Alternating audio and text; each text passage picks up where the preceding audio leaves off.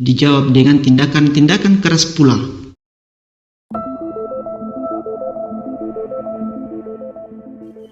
Baca lagi. Kawan-kawan baca dimanapun Anda berada.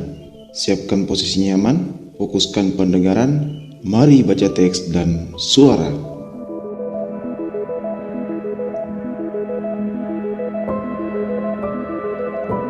Di bawah lentera merah, karangan Su Hogi. Subbab 4, tindakan-tindakan pemerintah.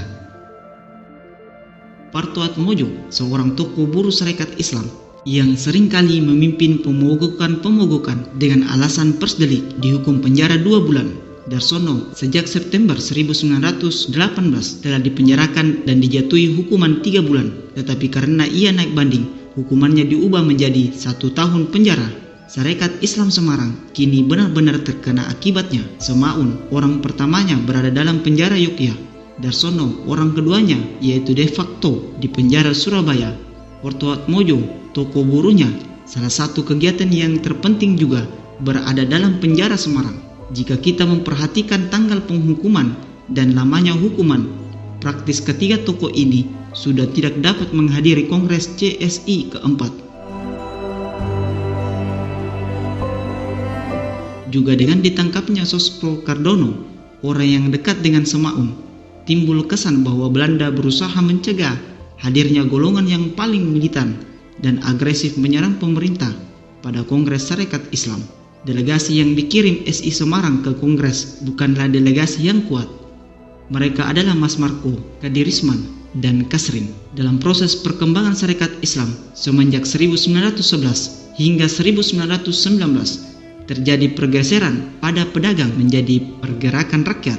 Pergerakan kerakyatan ini berakar di desa-desa, dan sampai 1918 dapat dikatakan bahwa minat dan masalah-masalah yang dibahas dan diperjuangkan kebanyakan berkisar dan di sekitar masalah agraria dan kemelaratan kaum tani. Tapi perlahan-lahan kegiatan semakin bergeser ke kota dan soal-soal perburuhan makin mengambil peran yang penting.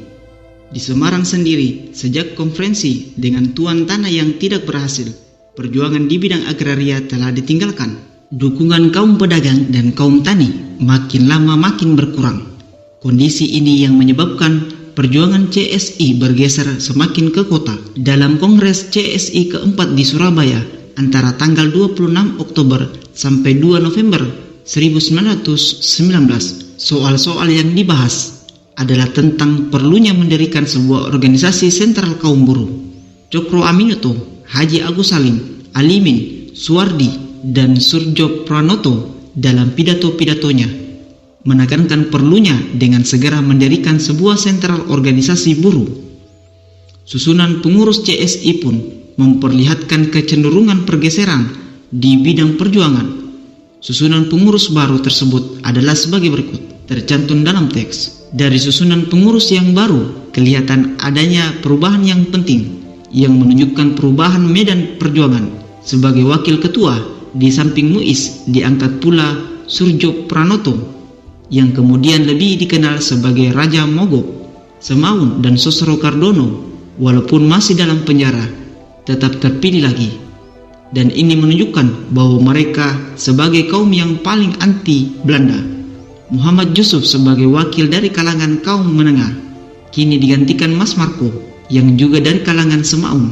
Sukirno dan Alimin yang merupakan tokoh-tokoh ISDV kini berhasil masuk pimpinan CSI. Komposisi seksi-seksi pun menunjukkan pergeseran ke jalan sosial revolusioner. Di dalam seksi politik, di samping Cokro Aminoto dan Hasan, duduk pula Darsono, Sosro Cardono, yang kedua-duanya masih berada di penjara. Di dalam seksi-seksi perubahan, di samping Surjo Pranoto, duduk juga Semaun, Kadirisman, dan Alimin. Kini kaum sosialis revolusioner sudah merupakan faktor yang ikut menguasai CSI. Bila kita bandingkan dengan tahun 1917, terlihatlah betapa besar hasil Semaun dan kawan-kawannya untuk menguasai CSI. Sebagai realisasi keputusan-keputusan tersebut, tokoh-tokoh Serikat Islam Semarang mengambil inisiatif menyebarkan undangan kepada seluruh organisasi buruh untuk mengadakan pertemuan di Yogyakarta pada akhir Desember 1919 untuk mendirikan Revolusioner Sosialis Fak Sentral di Hindia. Sebagai pemenangannya antara lain Semaun. Ketika pertemuan itu berlangsung, terjadi lagi pertentangan internal antara grup Semaun melawan kelompok Surjo Pranoto dan Haji Agus Salim yang terakhir dengan kompromi. Semaun terpilih menjadi ketua, Surjo Pranoto sebagai wakil ketua, dan Haji Agus Salim sebagai sekretaris. Nama yang diusulkan Semaun ditolak dengan nama organisasi itu menjadi Persatuan Pergerakan Kaum Buruh. Kedua belah pihak tidak puas dengan hasil kompromi yang mereka capai dan tak lama kemudian timbul lagi pertentangan yang menjadi penyebab pecahnya dari organisasi sentral kaum buruh untuk pertama kali. Di Semarang sendiri, usaha untuk mengorganisasi kaum buruh dilakukan dengan sekuat tenaga. Sebelum PPKB didirikan di Semarang, telah terjadi diusahakan mendirikan Persatuan Kaum Buruh Semarang untuk kaum sosialis revolusioner untuk mempersatukan kaum buruh Semarang dalam sebuah organisasi sentral. Bagaimana hasilnya saya tidak tahu. Organisasi itu bernamakan Perkumpulan Kaum Buruh Semarang, didirikan pada bulan Maret 1919. Perjuangan kaum buruh dimulai kembali karena ada pemecatan di Semarang FIM pada bulan Desember 1919. Sarekat Islam Semarang lalu mengundang organisasi buruh Semarang untuk membicarakan kesewenang-wenangan para majikan. Parto Atmojo dari Sarekat Islam Semarang, Sugeng dari PPKB, Nur Salam dari kaum kusir, Najwan dari kaum buruh, Wi Kingjat dari Sarekat Buruh Tionghoa, dan lain-lain menyatakan persatuan untuk mendirikan pengurus sementara dari kaum buruh Semarang, dan ketuanya terpilih Najwan. Pemerintah Belanda dengan sendirinya memperhatikan dengan penuh kewaspadaan gerakan dari kaum buruh Semarang itu. Parto Atmojo yang selama akhir Agustus hingga September 1919 berada di penjara, mulai Januari 1920 untuk selama 3 bulan dipenjarakan lagi karena tuduhan persdelik. Tetapi aksi buruh SI tetap berjalan walaupun dihalang-halang Belanda. Perjuangan mati-matian melawan kaum majikan yang disokong oleh pemerintah terjadi kembali di dalam bulan Februari 1920. 400 kaum buruh Vandrop mogok yang mendapatkan sokongan pula dari buruh-buruh percetakan. Lalu diadakan pertemuan dari toko-toko buruh percetakan yang diorganisasi oleh Sarekat Islam Semarang. Sokongan mengalir dari mana-mana. Kini Semaun sudah berhasil menghimpun kekuatan anti kolonial ISDV, ISDP, dan INIP serta lain-lainnya menganjurkan persatuan buruh-buruh percetakan. Mereka juga menyokong usul untuk mendirikan Cipograftenbond sebagai organisasi induknya. Pemogokan meluas ke percetakan Delokomotif, Mis, Benyamin, Biskop, dan Warna-Warta yang merupakan percetakan koran-koran yang anti Sarekat Islam. Jumlah pemogokan telah berkisar sekitar 1.000 orang. Karena para pemogok itu dengan sendirinya tidak boleh ditelantarkan begitu saja, maka Sarekat Islam Semarang terus membayarkan uang tunjangan kepada kaum buruh yang banyak itu. Fond-fond penolong digerakkan, tetapi yang terpenting adalah fond rahasia.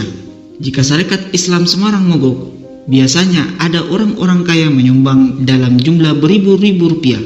Haji Burso, seorang pedagang kayu yang sangat kaya, Sumitro, seorang pengusaha kretek di Kudus, masing-masing menyumbang 3.000 gulden rupiah Belanda. Harga beras yang agak jelek ketika itu biasanya 5 sen sekilo. Juga seorang direktur Bank Tionghoa di Semarang menyumbangkan 5.000 gulden karena ia sering dihina oleh koran Delokomotif. Kepada orang-orang itu biasanya Semaun pergi meminta sumbangan dikala terjadi pemogokan. Secara legal, buruh Tionghoa itu menyumbang 100 gulden sebulan selama terjadi pemogokan. Dari peristiwa itu terlihat bahwa motif anti Tionghoa dari Sarekat Dagang Islam atau SDI sudah terkubur. Sampai bulan April masih ada pemogok-pemogok, walaupun banyak pula yang dapat dibujuk kapitalis untuk masuk kerja kembali. Majikan-majikan selalu mencari buru-buru sewaan pengganti yang mogok. Pemogokan Van Roock dan The Lokomotif ini adalah salah satu pemogokan yang terbesar dalam sejarah Indonesia. Sikap keras dijawab dengan tindakan-tindakan keras pula oleh Belanda. Buku-buku Marco dan toko buku Sarekat Islam Semarang disita dan kemudian diikuti oleh penangkapan Marco (belum dibicarakan). Sekian dan terima kasih. Semoga bermanfaat.